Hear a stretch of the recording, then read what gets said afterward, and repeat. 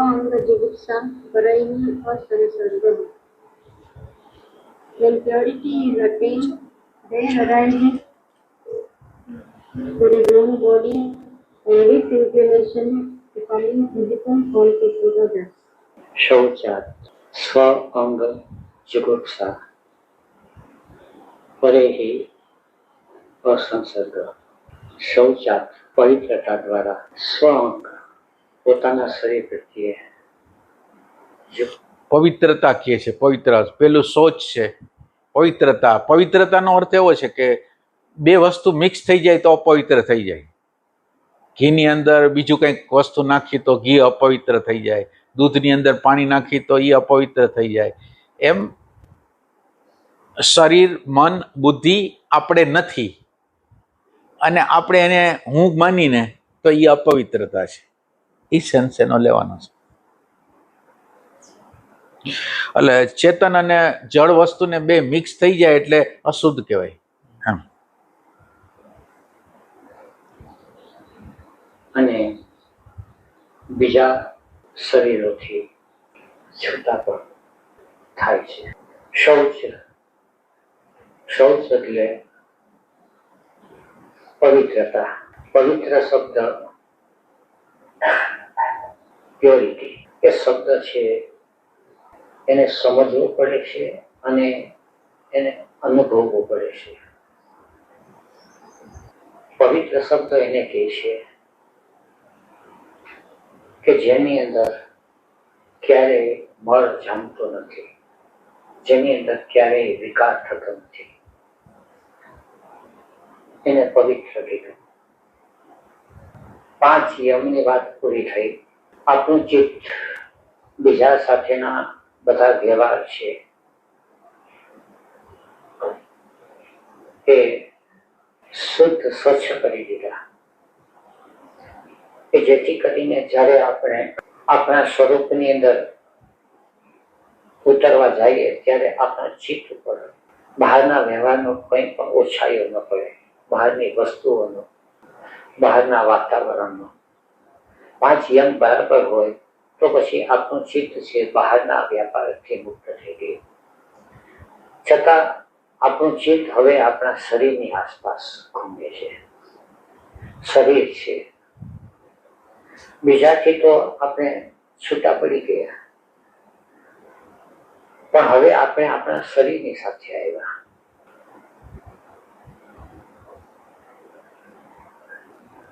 હવે આપણું શરીર છે એને પવિત્ર રાખવું. હવે શરીરને પવિત્ર રાખવું એટલે શું? શરીરને આપણે સ્વચ્છ રાખીએ છીએ, ક્લીન, પણ શરીરને પવિત્ર એટલે પ્યોર એ વસ્તુ જુદી છે. શરીરને બહારથી આપણે ધૂળ ને કચરો સાફ કરી દઈએ, પણ શરીરની અંદર પવિત્રતા કઈ રીતે આવે? એટલે શરીરની પવિત્રતા, એક તો શરીર સાથે તમે રહ્યો એ શરીરની પવિત્રતા છે. પછી શરીરની હારે કનેક્શન છે ઇન્સ્ટિંક્ટિવ સેન્ટરનું છે. શબ્દ, સ્પર્શ, રૂપ, રસ, ગંધ જાય છે અને અંદર જાય છે અને પોતાનો કલર જે ચડાવી દે છે ને, અંદર જે કંઈક જોવે છે એના ઉપર કલર ચડાવી છે એ અપવિત્રતા છે. એટલે આપણે બે, એક શરીર જ્યાં હાજર છે, શરીર છે ત્યાં હાજરી, અને ઇમ્પ્રેશન જે ફૂડ આવે છે આપણી અંદર, જે ઇમ્પ્રેશન ફૂડ આવે છે એમાં કલર જે ચડાવી છે એ અપવિત્રતા છે. હવે આ જગ્યાએ કોઈ એવું તત્વ છે કે જે ક્યારેય પણ મેલું નથી થતું, ક્યારેય પણ એમાં વિકાસ નથી થતો, એવું કોઈ શરીરના ભીતરમાં એ તત્વ છે. આપણા શરીરની અંદર અનેક પ્રકારની શક્તિ આવે છે. જેવી રીતે મારે કોઈ વસ્તુ ઉપાડવી હોય તો એક શક્તિની જરૂર પડે છે. હવે આ જે શક્તિ છે એ શક્તિ છે પ્રાણ શક્તિ, બાયો એનર્જી. પ્રાણ શક્તિ છે એ પણ પવિત્ર છે કે એની અંદર વિકાર આવે છે? આપણે કોઈ મિત્ર મળ્યા, મિત્રને આપણે શરીરે હાથ ફેરવીએ, ગાલ ઉપર હાથ ફેરવીએ, શરીર ઉપર હાથ ફેરવીએ, આલિંગન લઈએ, તો એની અંદર એક શક્તિનો પ્રવાહ તો આવે છે, એ છે ભાવ શક્તિ. પણ ભાવ શક્તિ છે એમાં પણ વિકાર આવે છે ખરો? તો ક્યારેક હાથ ફેરવતા હોય ક્યારેક જુદા પ્રકારનો ભાવ હોય, અને જ્યારે ક્રોધ આવે છે અને તમાચો મારીએ છીએ ત્યારે જુદા પ્રકારનો ભાવ હોય છે. તો ભાવ પણ ભાવ છે એ વિકારને પામી ગયા, વિકારને પામી ગયા એટલે એ શક્તિ છે એ પણ અપવિત્ર. અપવિત્રનો અર્થ વિકારી, જેમાં દોષ લાગે. એટલે એક ઇન્સ્ટિંક્ટિવ સેન્ટરની અંદર એક કનેક્શન પ્રાણનું છે અને એક કનેક્શન ઇમ્પ્રેશન ફૂડનું છે. એમાં પેલું જે પ્રાણનું કનેક્શન છે ને એ એની વાત કરે છે. સાદી રીતે કહીએ તો પાણી છે, તો પાણીની અંદર મેલ કોઈ પણ નાખીએ, કોઈ પણ રંગ નાખીએ તો પાણી છે એ ગંદુ થઈ જાય, વિકારી થઈ જાય. પણ અગ્નિ છે એ વિકારી થાય એક દ્રષ્ટાંત રૂપે કે અગ્નિ એટલે અગ્નિ, એની અંદર વિકાસ સંભવતો નથી. એવી રીતે આપણા ભીતરમાં એવું કોઈ તત્વ છે કે જેમાં વિકાસ સંભવતો નથી. પછી બુદ્ધિ શક્તિ હોય, આપણા શરીરમાં બુદ્ધિ શક્તિનું અવતરણ થાય, આપણે ઘણું બધું જાણીએ, ઘણું બધું સમજીએ, છતાં પણ એ શક્તિ છે એ પણ એવી નેવી રહી છે અવિકારી. કે બુદ્ધિની અંદર પણ ક્યારેક ભ્રમ ઉભો થાય છે, બુદ્ધિની અંદર ક્યારેક હિપ્નોટિઝમ, સંમોહન ઉત્પન્ન થાય છે, બુદ્ધિ પણ બહેર મારી જાય છે. એટલે આ એમ કહેવા માંગે છે કે આપણે એવી ઇન્ક્વાયરી કરી છે કે કોઈક અંદર એવું તત્વ છે કે જે સંપૂર્ણ રીતે શુદ્ધ હોય, શાશ્વત હોય. એટલે આપણે બીજા લોકો કહે છે એને એક્સેપ્ટ કરતા નથી, પણ આપણે આંતરિક રીતે શોધી છે કે એમ છે કે નથી. આંતરિક રીતે કોઈ એવી શુદ્ધ વસ્તુ છે, જે પવિત્ર વસ્તુ છે, જેમાં કોઈ પ્રકારનો વિકાર નથી આવતો, એવું છે? એટલે હવે તમે માન્યતાના બેઝ ઉપર આપણે એમ કે આત્મા છે, પરમાત્મા છે, એ બધી વસ્તુ ખોટી. એમ કે ઇન્ક્વાયરી કરીને આપણે ગોતી શકીએ એમ છીએ, રિયલ સેન્સમાં પ્રેમથી ગોતી શકીએ એમ છે, એમ કે છે. તો જે દિવસ આપણને એક એવા તત્વનો અનુભવ થાય કે જે તત્વની અંદર વિકાર નથી થતો, જેમ કે બચપણની અંદર પ્રાણ ઉર્જા જુદા પ્રકારની હોય, યુવાવસ્થામાં પ્રાણ ઉર્જા જુદા પ્રકારની હોય, વૃદ્ધાવસ્થામાં જુદા પ્રકારની હોય. ભાવ પ્રદેશની અંદર ભાવ છે એ જુદી જુદી વ્યક્તિ સાથે જુદા જુદા પ્રકારનો થાય. કોઈની સાથે બાપનો થાય, કોઈની સાથે દીકરીનો થાય, કોઈની સાથે પ્રિયતમાનો થાય, કોઈની સાથે શત્રુનો થાય. તો રિલેટિવ સ્ટેટ ઓફ કોન્શિયસનેસ ની અંદર જે ઉર્જાઓ આવે છે એ બધી ઉર્જાઓ વિકારી છે. રિલેટિવ સ્ટેટ કોન્શિયસનેસ એટલે આપણે અત્યારે આપણી અંદર જે કઈ શક્તિઓ આવશે એ બધી શક્તિ વિકારી છે. વિકારીનો અર્થ કે છે, હોય ત્યારે હોય, ન હોય ત્યારે ન પણ હોય, એને પણ બીજા સ્વરૂપે હોય. અત્યારે જેને આપણે પ્રેમ કહે છે, પ્રેમ હોય ને પાછો ઉડી જાય, ક્રોધ આવી જાય, ખૂણ આવી જાય. યોગ સૂત્ર એક એવા તત્વની વાત કરે છે કે જે તત્વ અવિકારી છે, અને અવિકારી તત્વને માટે જે કઈ ક્રિયા થતી હોય અથવા કરતા હોય એનું નામ ધ્યાનની વિધિ. ધ્યાન એટલે કોનું ધ્યાન? આપણે માનો કે અવિકારી તત્વ અંદર ગોતવું છે તો કેવી રીતે ગોતશું? અવિકારી ઇન્ફોર્મેશન નહીં, આમ પ્રેક્ટિકલમાં અવિકારી તત્વને જેવું છે આપણે ઇન્ટેન્શનથી કરે છે. એટેન્શનથી કરી શકાય. એટલે એટેન્શનથી એવી રીતે કરી શકાય કે તમે દાખલા તરીકે તમે અહીં હાજર નથી તો તમને કંઈ ખબર પડતી નથી, તો હાજર થાય છે એ કોણ છે? હાજર થાય છે એ કોણ છે? તમને બધાને પ્રશ્ન પૂછ્યું કે તમારી અંદર પ્રેઝન્ટ મોમેન્ટમાં આવી જાય છે એ કોણ છે? હે?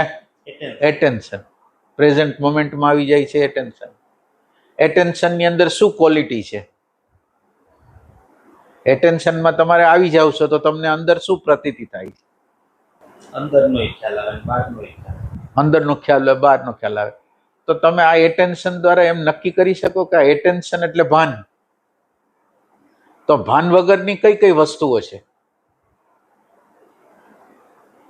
હવે આપણે એમ પ્રશ્ન પૂછીએ છીએ, પહેલા હું નક્કી કરું છું કે હું એટેન્શન છે એ ભાન છે, એ જ હું છું, એ કોઈ બીજું નથી. એટેન્શન કંઈક અલગ છે, હું અલગ છું એવું નથી. તો હવે એટેન્શન સિવાય છે એટલે મારી અપવિત્રતા ન્યા છે કે હું એટેન્શન હોવા છતાંય એટેન્શન સિવાય શરીરને હું માનું છું, આપણા મનને ભાવને હું માનું છું, મારા બુદ્ધિને હું માનું છું, એ એની અપવિત્રતા છે. હવે આપણે આમ નિશ્ચય કરીએ કે મારું હોવું આ છે, આ નથી, તો પવિત્રતાની પ્રોસેસ ચાલુ થઈ ગઈ. એટલે આમાં હવે ક્યાં કઈ જગ્યાએ વાંધો ક્યાં આવે છે? એમ કે આ વસ્તુ નિશ્ચિત નથી થતી એનું કારણ શું છે? એટેન્શન બીજી આઈડેન્ટિફાઈ થઈ જાય બીજી બધી જગ્યાએ. ના, એટલે એટેન્શન જે પ્રગટ થાય છે, આપણી અંદર એટેન્શન પ્રગટ થાય છે, એને આપણે હરખી રીતે જોઈ જાણી લેવું તો જોઈએ કે નહીં? એટેન્શનને બરાબર રીતે જાણી તો લેવું જોઈએ કે એટેન્શન છે શું. હવે એટેન્શન શું છે એ બરાબર જાણી લેશું તો પછી બાકીની બધી વસ્તુ એની રીતે જણાઈ જશે. જે એટેન્શન સિવાયની બધી વસ્તુ છે એ એટેન્શન તો નથી જ. તો હવે એટેન્શનને માટે શું કરશું? એટેન્શનને ઓળખવા માટે શું કરશું? તમે હાજર થઈ ગયા, તમારે બીજે બાજુ નજર નથી નાખવાની, તમારી હાજરી ઉપર નજર નાખવાની છે. હાજરી શું છે? ખાલી આટલો પ્રશ્ન. એટલે આ જ આનું બેઝિક છે. આ મટીરિયલ તમે નહીં, આની અન્ડરસ્ટેન્ડિંગ નહીં થાય ને તો બાકીની બધી વસ્તુ નકામી જવાની. તો આ વસ્તુ જે તમારી હાજરી થઈ ગઈ એ શું છે? એટલે આપણે હાજરી થઈ જાય છે, એ હાજરી વિચારને જોવે છે પણ હાજરીને કોઈ જોતું નથી. તમે જ્યારે હાજર થઈ જાઓ છો ત્યારે વિચારને, ભાવને, વૃત્તિને બધાને જોવો છો, પણ તમે જોતા નથી, આને જોતા નથી. અને આને જોતા નથી એટલે નિશ્ચય થતો નથી કે હું આ છું અને બીજું નથી. નિશ્ચય નથી થતો, એમ કહેવાનું તાત્પર્ય. હા, એટેન્શનનો બોધ, પણ એટેન્શનનો તમે બોધ કરવા માંગો તો થાય. એટેન્શનનો બોધ થાય તો.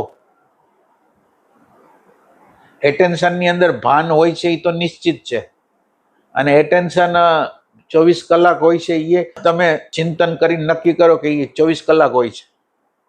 ખાલી પ્રોબ્લેમ એવો હોય છે કે એ એટેન્શનને કાં ભૂત હારે જોડાઈ જાય છે કાં ભવિષ્ય હારે. બાકી એટેન્શન તો પોતે વર્તમાનમાં જ હોય છે. એટલે આ એટેન્શન ઉપર અત્યારે ફોકસ કરી તો એટેન્શન શું છે એ આપણને ખબર પડે.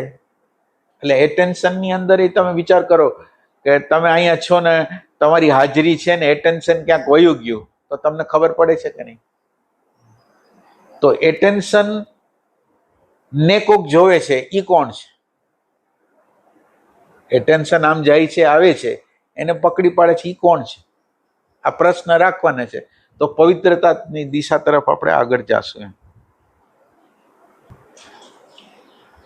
આપણા ભીતરની અંદર એવી ઉર્જાનો આપણને સ્પર્શ થાય, એવી ઉર્જાનું અવતરણ થાય,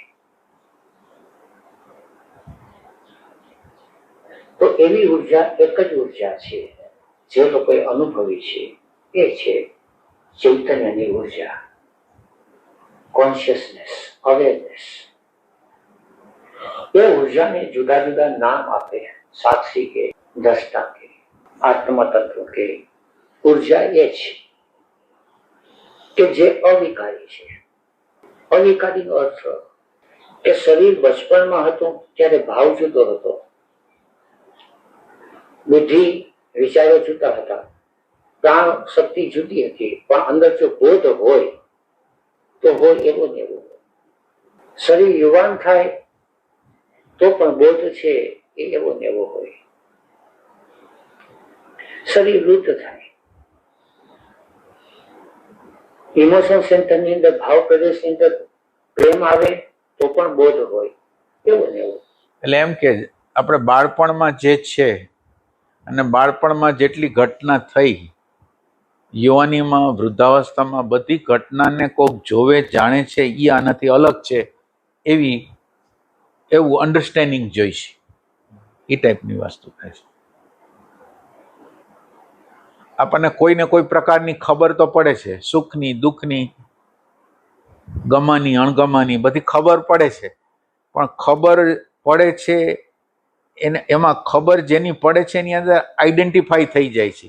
ખબર પડે છે એનાથી આપણે અલગ છીએ, અને ખબર પડે છે એની સાથે આપણે આઈડેન્ટિફાઈ થઈ જાય છે, એટલે આપણને ખ્યાલ નથી આવતો. બોધ આવે તો પણ બોધ હોય એવો ને એવો.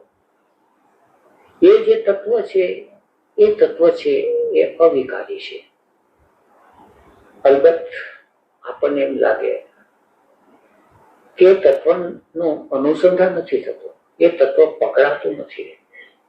તો પકડાતું નથી એનું કારણ એ તત્વમાં વિકાર આવે છે એવું નથી, પણ એ તત્વની વચ્ચે અને આપણી વચ્ચે આવરણ આવી જાય છે.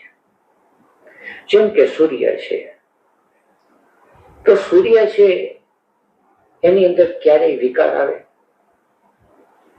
અથવા આપણે કહીએ કે એની અંદર ક્યારે અંધકાર આવે. એક આપણને એમ લાગે કે સૂર્ય છે એ ઉગે છે ત્યારે ઝાંખો હોય છે, બપોરે મધ્યાહન કાળે એકદમ તપ્ત હોય છે, સંધ્યા કાળે પાછો ઝાંખો થાય, તો આ એનો વિકાર છે. પણ આ સૂર્યમાં થતો વિકાર નથી. આ જે વિકાર થાય છે એ પૃથ્વીની પ્રદક્ષિણાને કારણે.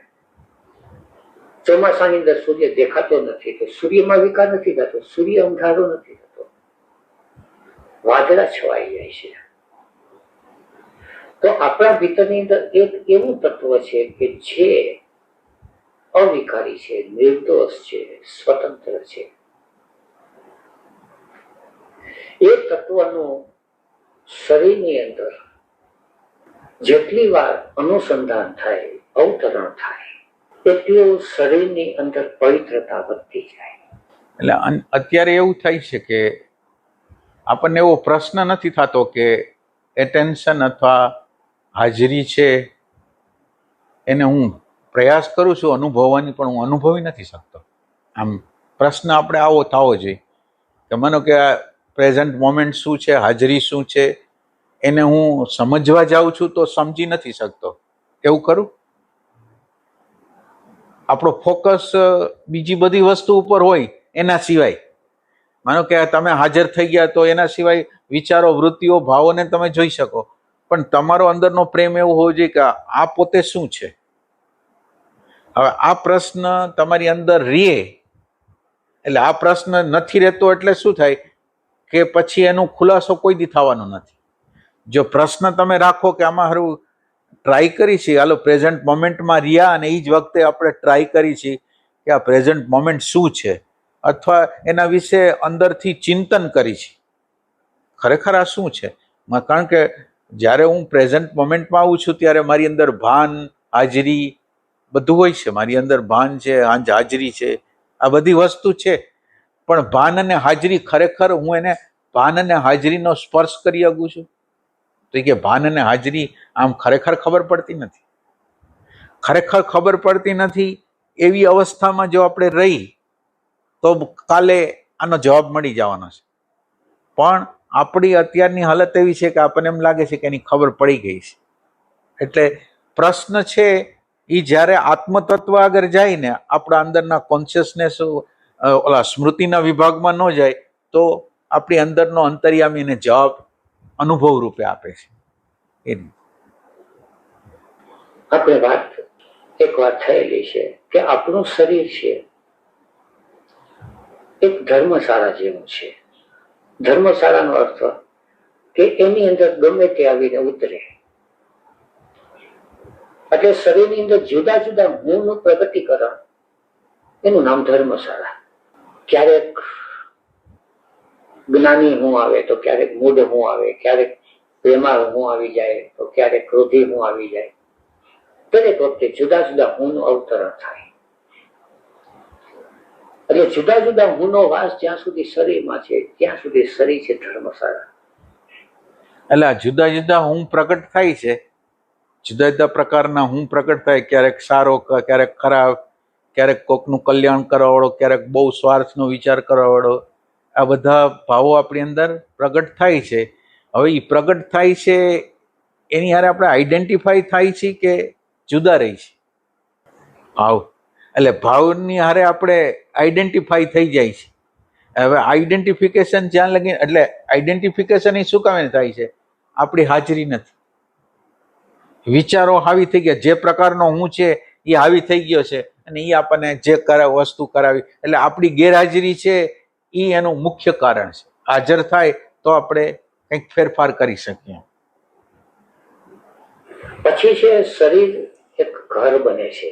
ઘર બને છે એટલે હવે એની અંદર ગમે તેવા હું નથી ઉતરતા, એની અંદર એક માલિક ઉતરે છે, એક એસેન્શિયલ સેલ્ફ. હવે શરીરનો કબજો ગમે એ ભાવ, ગમે એ વિચાર, ગમે એ કૃત્ય નથી લઈ લેતો. હવે શરીરનો કબજો પોતાના હાથમાં છે. એટલે એક પ્રાઇવેટ કેરિયર છે, એક પબ્લિક કેરિયર. પબ્લિક કેરિયર એટલે એમાં ગમે તે માલ ભરાય, ગમે તે પેસેન્જર બેસે. પ્રાઇવેટ કેરિયરમાં એવું નથી. આ એક સ્થિતિ વચમાં આવે છે કે જેની અંદર આપણા શરીરની અંદર અમુક જ ભાવ આવે, અમુક જ વિચારો આવે. અમુક ભાવ ન આવે એટલે ના આવવા દેવા, એટલે ના આવે. પણ એ તો ક્યારે બને કે આપણી અંદર જયારે શરીરમાં કંઈક માલકિયત, શરીર પ્રત્યે કોઈ માસ્ટરી આવી હોય. આગળ એનું થોડું સમજશું વિશેષ. એની અંદર ગુરુજીએફ એક દ્રષ્ટાંત આપે છે ને. ગુરુજીએફ એમ કે છે 4-5 નોકરો હોય અને મકાન માલિક કોઈ હાજર ન હોય તો નોકરો ગમે તે કામ કરે. હવે એની અંદર ખાલી માલિક છે એ ખાલી ઘરમાં આવી જાય ને તો બધી વસ્તુ વ્યવસ્થિત થઈ જાય, નોકરો વ્યવસ્થિત રીતે કામ કરવા માંડે. એટલે આપણી ખાલી પ્રેઝન્સ થઈ જાય તો ડિસિપ્લિન ચાલુ થઈ જાય એમ. એનાથી પણ આગળ વાત કરે છે.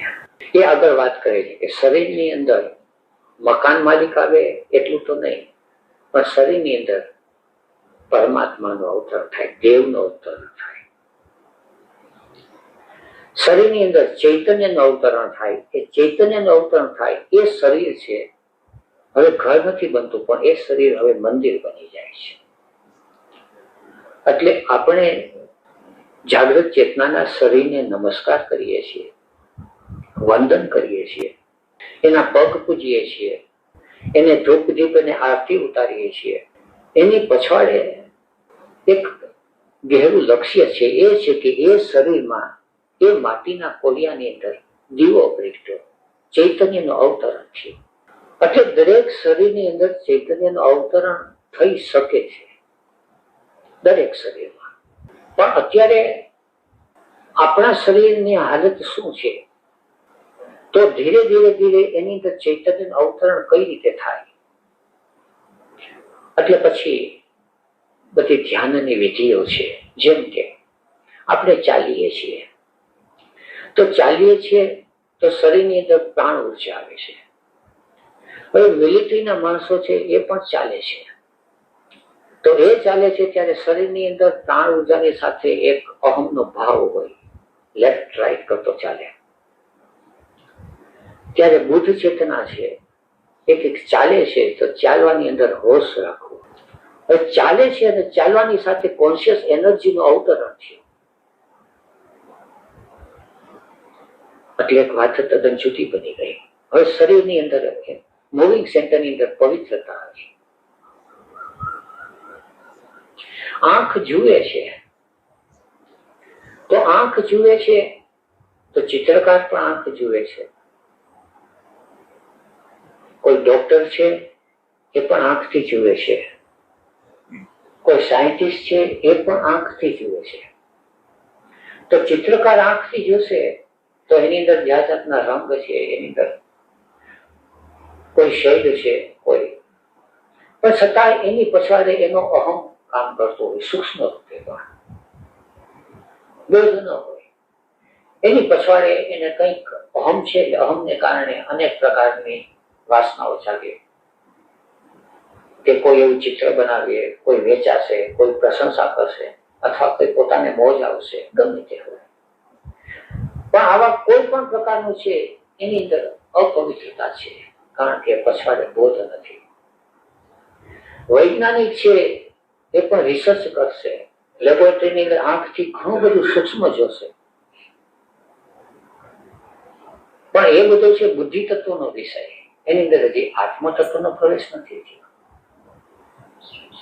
તો આત્મ તત્વનો પ્રવેશ એટલે આંખ જુએ છે અને પછવાડે બોધ છે, કાન સાંભળે છે અને પછવાડે બોધ છે. એને જસ્ટ સીઈંગ, જસ્ટ લિસનિંગ કહે છે. એની પછવાડે બીજા કોઈ વિકારી તત્વ નથી, મનના કે ભાવના. આ બોધ શું છે? બોધ, આ બોધ નું વાત કરી ને, જોવે છે તો બોધ છે, સાંભળે છે તો બોધ છે, એટલે બોધ શું છે? તો સ્મૃતિ ન હોય તો કોણ હોય?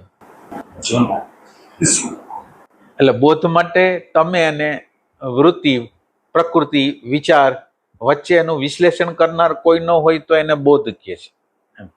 બોધનો શબ્દનો અર્થ છે ડાયરેક્ટ રીતે જોવું.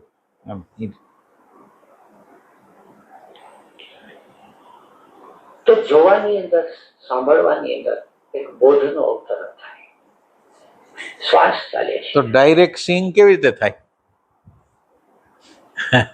ના એટલે આ પોઈન્ટ છે. હવે કોઈ એમ કે ડાયરેક્ટ સિંગ તો કેવી રીતે થાય? તો ડાયરેક્ટ સિંગ ને કોણ અટકાવે?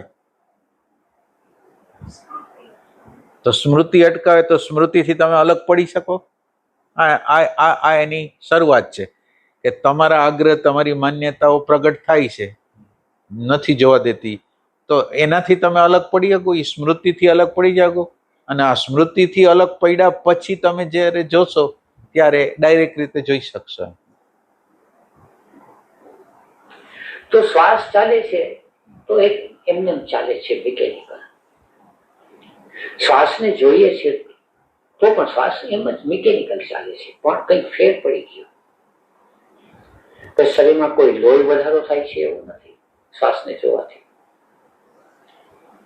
શરીરમાં કોઈ સ્વસ્થતા આવે છે એવું નથી, પણ શ્વાસને જોવાથી શરીરના ભીતરની અંદર એક એવા તત્વનું અવતરણ થાય છે,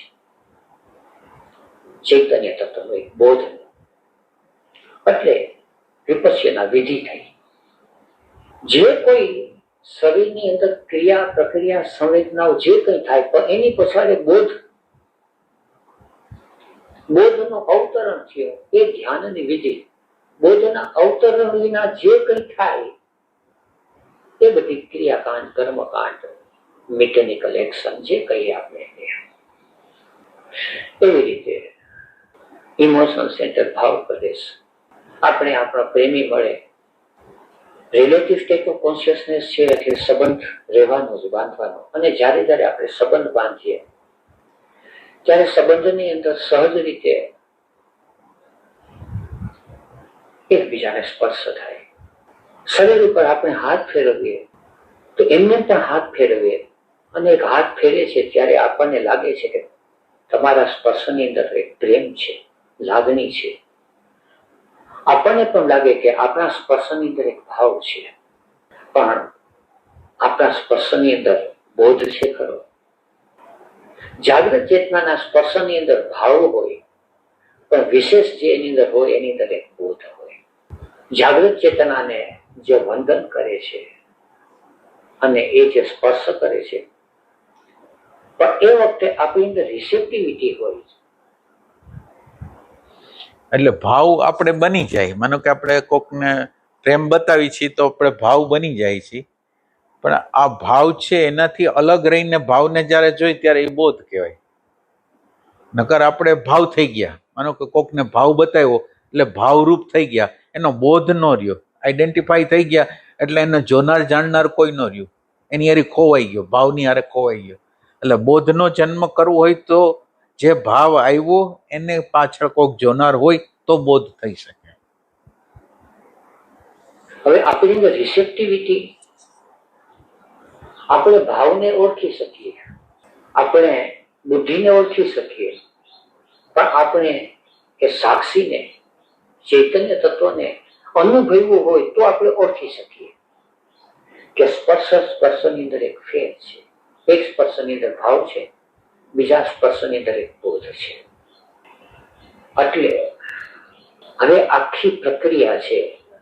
શૌચ એટલે શું? આપણું શરીર એક બાજુ અને એક બાજુ આપણું મૂળ સ્વરૂપ, જેનો આપણને હજી સ્પષ્ટ અહેસાસ નથી થતો, એને આપણે ત્યાં આત્મ તત્વ કહીએ. તો શરીર અને આત્મા વચ્ચે એક જબરજસ્ત પ્રદેશ છે, મનનો, સાયકિક. હવે શરીર અને શરીરની પાસે જે મન છે, સાયકિક સેન્ટર્સો છે, એ ત્રણ વિશેષ છે. લોઅર થિંકિંગ, એટલે આપણું મગજ કામ કરે છે. લોઅર ઇમોશન, જેને આપણે દિલ કહીએ છીએ, અને લોઅર ઇન્સ્ટિંક્ટ, એની સાથે મૂવિંગ જોડાયેલો. એટલે આપણે ચાર સેન્ટરોને સમજીએ. એ શરીરની સાથે જોડાયેલા છે. સેક્સ સેન્ટર છે, એ સેક્સ સેન્ટર છે એ શરીરની સાથે જોડાયેલું છે, અને સેક્સ સેન્ટર છે એની અંદર અમુક એનર્જી છે, એ પવિત્ર છે. સેક્સ એનર્જી એ જોડાયેલી છે ચૈતન્ય તત્વની સાથે. પણ મોટે ભાગે એ સેક્સ એનર્જીનો આપણને અનુભવ નથી થતો, સેક્સ્યુઆલિટીનો અનુભવ થાય છે. એટલે એ એનર્જી છે એ બીજા બધા સેન્ટર્સની સાથે મિક્સ થઈ ગુજરે, જેને એબ્યુઝ ઓફ સેક્સ કહેવાય. પછી બીજા બે સેન્ટર્સ આવે છે, હાયર ઇમોશન અને હાયર થિંકિંગ. આપણે ત્યાં હાયર ઇમોશનમાં જે થાય છે એને પ્રેમ કીધો, કરુણા કીધી, અનુગ્રહ, એવા બધા ભાવ જ્યાં વસે છે. અને હાયર થિંકિંગ ની અંદર જ્ઞાન, દર્શન, એ જે વસે છે. આત્મ તત્વ ના ઘણા બધા ગુણો છે. ગુણો એટલે એની અંદર ક્વોલિટીઝ. એક તો એ છે કે એ સતત સદા જાગૃત છે, અવેર છે. ભાન એને સતત રહે છે. રાતના સૂતું હોય તો પણ એ તત્વ ભાનમાં છે. શરીરની અંદર જન્મ ધારણ થતો હોય અને શરીર છૂટી જતું હોય તો પણ એ તત્વની અંદર સદા ભાન છે. આપણને એ તત્વની સાથે અનુસંધાન નથી થતું, એ જુદી વાત છે. એટલે એ તત્વ સદા જાગૃત છે, એવર કોન્શિયસ. બીજું એ નિર્દોષ છે, એની અંદર દોષ વ્યાપતો નથી. ત્રીજું એ તત્વ પવિત્ર છે, એની અંદર વિકાર થતો નથી. આ બધા એના ઘણા બધા ગુણો છે, એ સ્વતંત્ર છે. આપણે ત્યાં એ તત્વને ઓળખવાને માટે એના હજારો નામ થયા છે. આપણે ત્યાં વિષ્ણુ સહસ્ર નામ છે. વિષ્ણુ સહસ્ર નામ છે એ તત્વને ઓળખવા માટેના, કે એ તત્વની અંદર કેવા કેવા પ્રકારનો એ તત્વ છે. એનો અંશ આપણી ભીતરમાં છે. અંશ શબ્દ કહીએ છીએ આપણી દ્રષ્ટિથી, પણ એ તત્વ છે એ જે સેન્ટર્સની અંદર પ્રવાહિત થાય છે, એ સેન્ટર્સને હાયર સેન્ટર્સ કીધા. એટલે થિંકિંગ ની અંદર એ તત્વ પ્રવાહિત થાય તો હાયર થિંકિંગ. ઇમોશનમાં એ તત્વ પ્રવાહિત થાય તો હાયર ઇમોશન. અને સેક્સ ની અંદર એ તત્વ પ્રવાહિત થાય તો તો સેક્સ એનર્જી, હાયર સેક્સ. હવે એ તત્વ નું વારંવાર અનુસંધાન થાય, એનું નામ શોચ છે. એની અંદર શું કીધું હમણાં? હાયર તત્વ પ્રવેશ થાય તો એ સોચ. એટલે અત્યારે આપણી અંદર આપણે પહેલો ટચ સ્મૃતિને કરી છે. અત્યારે સ્મૃતિને ટચ કરી છે એટલે સ્મૃતિ સ્વાર્થ માટે કામ કરે છે. એટલે એને ટચ કરવા દ્વારા બધી વસ્તુ વિકૃત થઈ જાય છે. એટલે સ્વાર્થ માટે બધી પ્રવૃત્તિ થઈ જાય. હવે આ એમ કે છે જ્યારે તમે કોન્શિયસનેસને ટચ કરશો તો હવે જેમ સ્મૃતિની અંદર સ્મૃતિને સ્વાર્થ માટે જ રાખેલી છે, તો સ્મૃતિને અડવા દ્વારા સ્વાર્થ તરફ જ ગતિ થશે. રાગ, દ્વેષ, ભય, ઘૃણા બધું એની અંદર આવશે. હવે આ કોન્શિયસનેસને તમે ટચ કરશો તો શાંતિ, આનંદ, પ્રેમ એ બધી વસ્તુ એમાંથી નીકળશે. એમ કહેવા માંગે છે. શૌચાત સ્વ અંગ જુગુપ્સા. એને વ્યાખ્યા એમ આપી કે આ તત્વ સાથે શું અનુસંધાન કરવું એ પવિત્રતા છે. એમ એ સોચ કીધું. એ સોચ. સ્વ અંગ જુગુપ્સા એટલે આપણે ક્યારે એવો વિચાર કરી છે કે એની હારે અનુસંધાન કરવું છે? એમ અંદરથી વૈચારિક રીતે આપણને બધી ખબર હોય, પણ એમ કે એક્ઝેક્ટ આપણે જાણવા માટે મતતા નથી અંદરથી. શરીર પ્રત્યે જુગુપ્સા. જુગુપ્સા એટલે શરીર પ્રત્યેનો મોહ છૂટી જાય. મોહ એટલે જુગુપ્સા એટલે શું હોય ખબર છે? આપણા અંગ ઉપાંગો જે હોય છે ને એમાં રમ્યતાની ભાવના હોય કે આમ બહુ. હવે તમે વિચાર કરો કે ગાય નગ્ન છે, બકરી નગ્ન છે, ઘોડો નગ્ન છે, કોને એમાં વાસના જાગે છે? તો માનવના દેહની અંદર કેમ? તો એ કે માનવના દેહની અંદર કલ્પનાની અંદર રમ્યતા છે. બહુ મહત્વનો આ પાર્ટો બહુ મહત્વના છે એવું અંદર હિપ્નોટિઝમ છે. એને કારણે આ જુગુપ્સા કહે છે ને એ ટાઈપનું. રિયલમાં ખરેખર એવું કંઈ છે જ નહીં. રિયલમાં એવું કંઈ છે જ નહીં કે જે રોચક હોય, રમ્ય હોય, એવું કંઈ નથી. પણ આપણા મને પોતાની કલ્પના દ્વારા હિપ્નોટાઇઝ થયેલું છે કે આ અંગ બહુ ઇમ્પોર્ટન્ટ છે, એટલે એની અંદર આપણને કોઈ જુદા પ્રકારના ભાવો પ્રગટ થાય. અને શરીર પ્રત્યે આપણું રિલેશનશીપ એને હવે સમજવું પડે. એક છે આપણને આપણા શરીર પ્રત્યે આઈડેન્ટિફિકેશન, એક બાયોલોજીકલ અથવા કુદરતી છે. કુદરતીનો અર્થ નેચરલ. શરીરમાં કાંટો વાગે તો મને પીડા થાય, શરીરની અંદર તાપ લાગે તો ગરમી થાય, તો આ બધું કુદરતી છે. પણ શરીર પ્રત્યે એક મોહ જાગે, આસક્તિ જાગે. શરીરને લાડ લડાવવાનું મન થાય, શરીરને શણગારવાનું થાય. તો એ કુદરતી નથી, એ સાયકોલોજીકલ છે, સોશિયલ છે. એટલે એ બધું છે પર્સનાલિટીનો ભાગ. સામાન્ય રીતે આપણે જોશું તો આપણને આપણા શરીરનો મોહ વધારે છે, શરીરનો બોધ છે નહીં. આપણે અરીસામાં જોઈએ તો અરીસામાં આપણે આપણું સ્વરૂપ જોઈ અને મોહ પામીએ. પણ અરીસામાં જોઈ અને આપણા શરીરમાં હું છું એનો બોધ થાય. શરીરમાં હુંનો બોધ થાય તો એ પવિત્રતા. એટલે એક શરીર હોય ને એક એટેન્શન હોય. એટલે શરીર કરતા એટેન્શન જુદું છે. અત્યારે હું શરીર છું, એટેન્શનને આપણે અલગ પાડી નથી શકતા કે આ શરીરમાં રીએ છે, શરીર પોતે નથી. એમ શરીર પ્રત્યે મોહ જાગે તો એ વિકાર, અપવિત્રતા. આપણે ફોટા જોઈએ તો ફોટા જોઈએ એમાં શું જોઈએ છીએ? તો આપણા શરીરનો ફોટો જોઈએ. પણ બીજા બધાના ફોટા હોય, પણ આપણું ધ્યાન છે પેલા આપણા ફોટા તરફ ખેંચાય, આપણા શરીરના. એટલે આપણને આપણા શરીર પ્રત્યે અચેતનની અંદર પણ અતિશય મોહ છે. આપણું શરીર ગમે એવું હોય છતાં ઊંડે ઊંડે આપણને આપણું શરીર ગમે છે. એ ગમે છે, આપણું જીવ છે ત્યાં ખેંચાઈ જાય.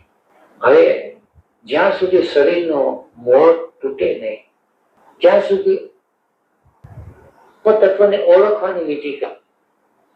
એક બાજુ આત્મ તત્વને ઓળખવાની વિધિ કરીએ છીએ અને બીજી બાજુ જીવનના વ્યવહારમાં શરીર અને શરીર પ્રત્યેના મોહને વધારતા જઈએ છીએ બેહોશીને કારણે. આનો અર્થ એ નથી કે શરીરને શણગારવું નહીં, શરીરને નવડાવવું ધોવડાવવું, પણ શરીરને શણગારાય, શરીરને દાગીના પહેરાવાય, સાડી સેલા પહેરે, વાળ ઓરાવે, જે કંઈ કરે. કૃષ્ણમૂર્તિ છે શરીરને મજાનો સજાવતા, ઓશો છે શરીરને તો શણગારતા, પણ પછવાડે બોધ હતો. પછવાડે બોધ હોય તો શરીરને શણગારવું, પછવાડે બોધ ન હોય તો શરીરને શણગારવાથી સાવધાન રહેવું, નહીં તો શરીરનો મોહ પકડી જશે.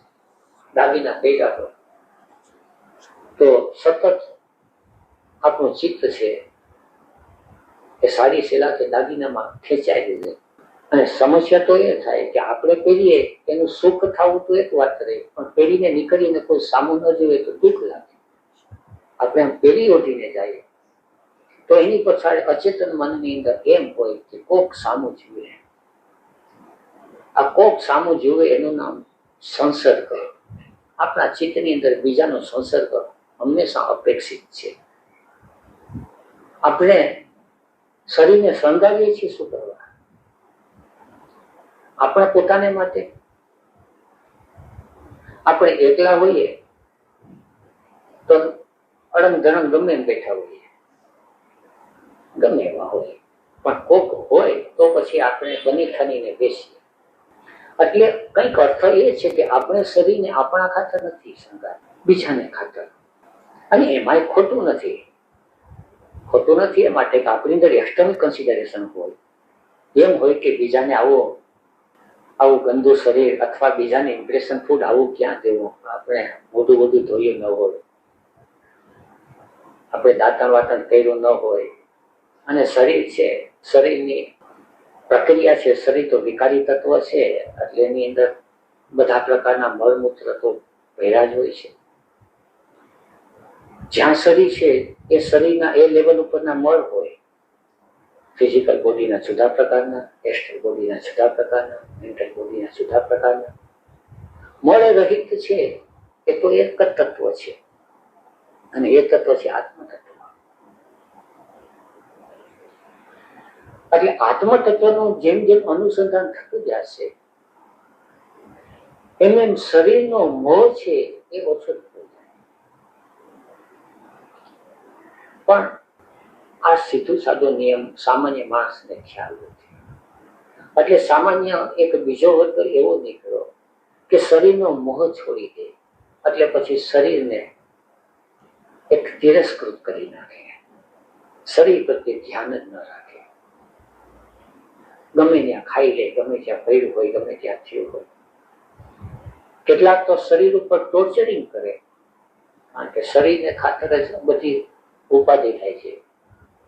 તે શરીર જ એટલે શરીરને ટોર્ચર કરવાથી, શરીરને દંડ દેવાથી કદાચ આત્મતત્વ મળી જાય એવો બીજો એનો ક્રમ છે. કેટલાય શરીરના અંગ ઉપાંગો કાપી નાખે. કોઈને વાસના સતાવતી હોય તો જનન ઇન્દ્રિય ને કારણ એટલે બે છેડા છે. એક એની હારે તાદાત્મ્ય કરીને એને શણગારે તો એક એનાથી વૈરાગ્ય કરે તો બે ખોટી જગ્યા ઉપર છે. એટલે વૈરાગ્યનો અર્થ એવો નહીં કે તમે શણગારો નહીં, કેવું નહીં. વૈરાગ્યનો અર્થ એટલો જ છે કે તમે બેયથી જુદા છો, બેયની હરખી જ વેલ્યુ છે અને વેલ્યુ તમારી છે, વેલ્યુ આ કોઈની નથી. એ ટાઈપની વસ્તુ છે. બધા શરીરના પોતાના મળમૂત્ર છે, હા હા, કે વિકારો છે, તો ઈ બાકીના શરીરના કેવી રીતે? એટલે આ તો આપણે બોડીને સાફ કરી નાખીએ એટલે થઈ ગયું. હા હા, ઓલું તો સૂક્ષ્મ લેવલે એટલે મળમૂત્ર એવી રીતે કીધું એને, એવી રીતે હે ફિઝિકલ બોડીનું એવી રીતે અને બાકીના બધા શરીરના નહીં નહીં એના વિકારો હોય.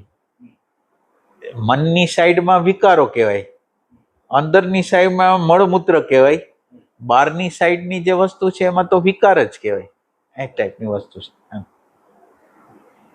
વિકાર એટલે જે તાપ ઉત્પન્ન કરે, સંતાપ ઉત્પન્ન કરે, કોન્ફ્લિક્ટ ઉત્પન્ન કરે, એ ટાઈપની વસ્તુ.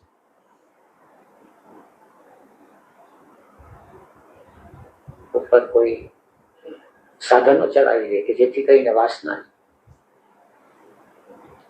પણ એ કોઈ ઉપાય નથી, એ કોઈ આત્મતત્વના અવતરણ નથી, એ તો શરીરને વિકૃત કરી નાખ્યું. તેવા લાખો જણા છે કે એ બીજે રસ્તે જાય છે. ત્યારે યોગ શાસ્ત્ર તો સાયન્સ છે, શરીર એક સાધન છે. જેવી રીતે મોટર ગાડી છે તો મોટર ગાડીને બધું વ્યવસ્થિત રાખે. યાત્રા એ સાધન દ્વારા કરવાની છે, એના એક એક સ્પેર પાર્ટ છે કમ્પ્લીટ રાખે. પણ શરીરની યાત્રા જે રીતે કરવાની છે, મોટર ગાડીમાં તો આપણે યાત્રાનું લક્ષ્ય છે એક વ્યવહારિક છે, દ્રષ્ટાંત ખાતર. પણ શરીરની અંદર જે યાત્રા કરવાની છે એની અંદર તો આત્મતત્વનો બોધ થાય. તો શરીર સાધન છે અને આત્મતત્વનો બોધ થાય એનું નામ સાધના. પણ આ સાધન